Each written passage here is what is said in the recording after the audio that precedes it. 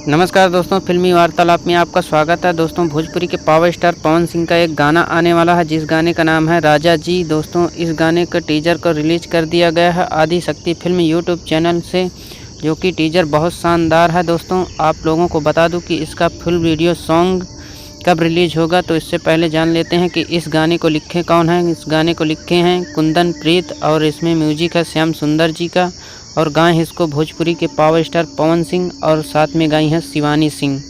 दोस्तों, इसमें जोड़ी की बात करें तो इसमें जोड़ी देखने को मिलेगी आपको पावर स्टार पवन सिंह और आस्था सिंह की, जो कि कमाल की जोड़ी होने वाली है। दोस्तों, इसका फुल वीडियो सॉन्ग कल सुबह 6:45 पर आदि शक्ति फिल्म यूट्यूब चैनल से रिलीज़ किया जाएगा।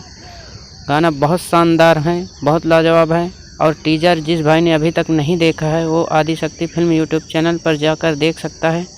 बहुत शानदार टीजर है, और जानकारी अच्छी लगी हो तो वीडियो को लाइक कर देना, और चैनल पर पहली बार आया हो तो चैनल को ज़रूर सब्सक्राइब कर लेना। जय हिंद, धन्यवाद दोस्तों।